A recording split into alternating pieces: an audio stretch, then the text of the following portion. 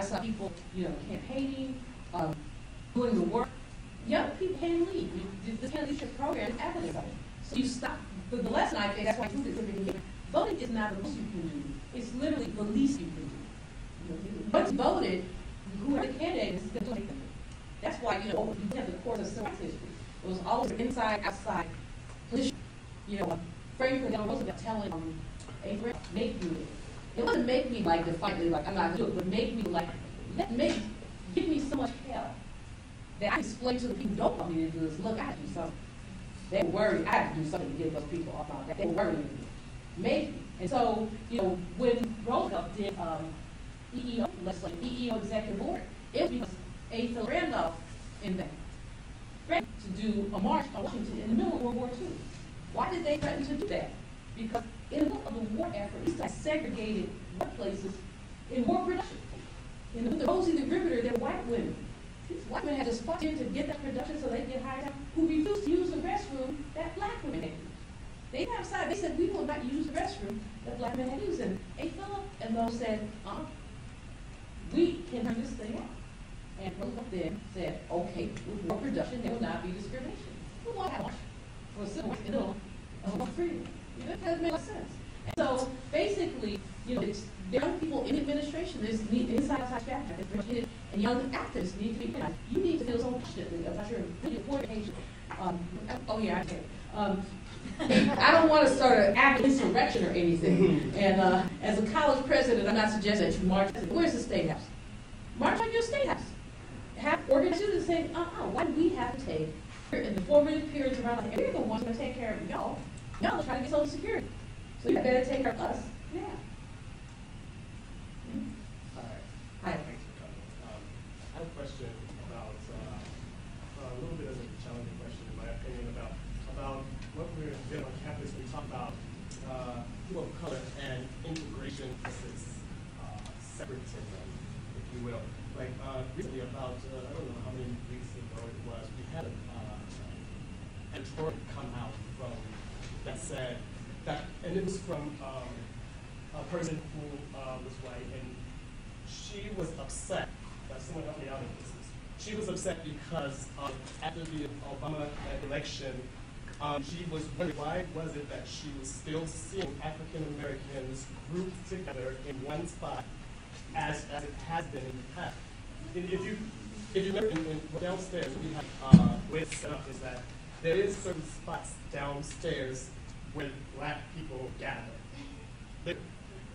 And I guess this editorial, the editor noticed this, and she kind of went off a little bit about, well, we're my age, and when these people are going to integrate, why are they slide themselves? How come they can't see that that's not something that that you voted for when you voted for Obama? But and then at the same time, you have this, it can be argued that there is some type of separatism. Think about W. Du Bois and what he says about double consciousness. You have some people, black people, who live in a world that they made, but it's not made for them. And at the same time, they have to live with this world and be in this world.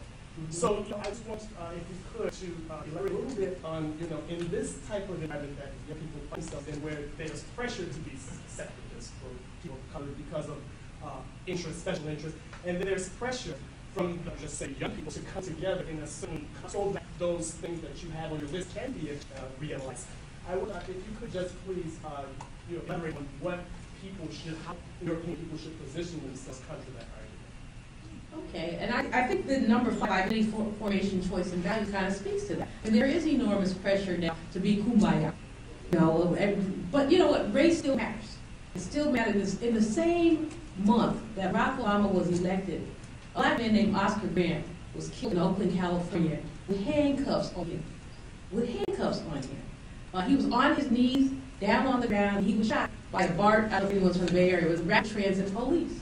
That was the case that I took extraordinarily personally because I have a 25-year-old nephew who 3 years ago was on his knees on the ground, white shirt, on his way to a job interview, when some fool, BART police, thought that he had stolen a 1986 broken down car that you couldn't give away. And so because the man had punched the wrong number in the little thing and came up, so he pulled a gun on my nephew on the ground with his white shirt, the white shirt is my visual. My nephew has my temper. And but as my sister said, it's just a blessing that it just all worked out. And to add insult to injury, the person who did it was black. Was a 28-year-old black man who said he was under stress. And to which I tell you, you could get under more stress. You get a lot more stress. But so people talk about post-racialism, and you have that reality that Barack Obama is one man. People did not vote for. I mean, he certainly symbolized a lot of things, but he's one human being. So your editor has an issue. I mean, she very much has an issue. There's a book by Beverly Tatum called "Why Do All the Black People Sit Together in Cafeteria?" She's the president of Spelman College, and she talked about when you walk upon a group of white people sitting together. No one says, "Why are all the white people sitting together?" It doesn't even cross anybody's mind to say, "Look at all these white people. You have this white fraternity. You have a right to have white fraternity. Why do they have this white fraternity? What's wrong with them?" When you see a group of black people, the pressure to integrate is always on the other and not on the majority. And that's what part of that kind of thinking is. What I want for young people, especially young black people, my first love, young black people, is for them to be at home in the world. To be at home in the world means to be at home when you're sitting with a group of black folks, and to be at home when you're sitting in an integrated space, and to be at home when you're sitting in a multicultural space, and to be at home when you're sitting in Spain or Europe or Ghana or in Zimbabwe.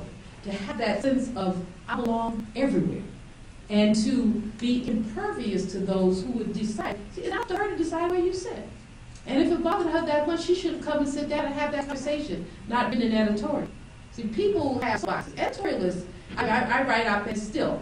I'm not supposed to, but I do. Well, not supposed to, but as someone said, because presidents don't write op-eds. But I cut my teeth writing op-eds almost 30 years ago, and I now write for the black press because they're nice to me. They don't make me go to deadline.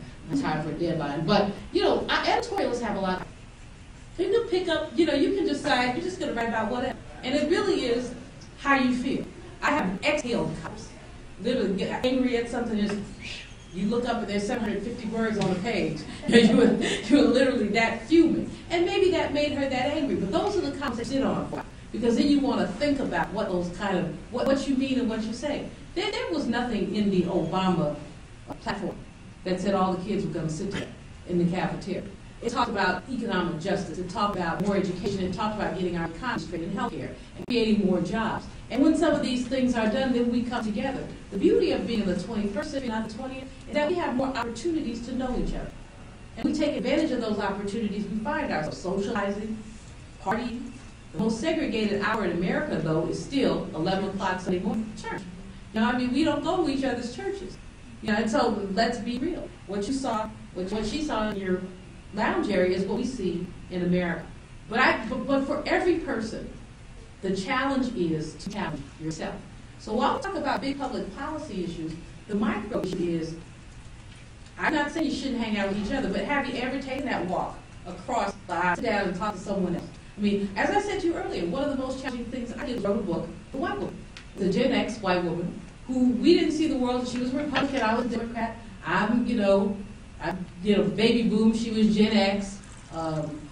Our respective significant others at the time used to call us cornbread and white bread because of some of the differences. And it was difficult. It was difficult to trust her. I had to bust her out, I don't know how many times, about things like, how just white is assumed to be the neutral.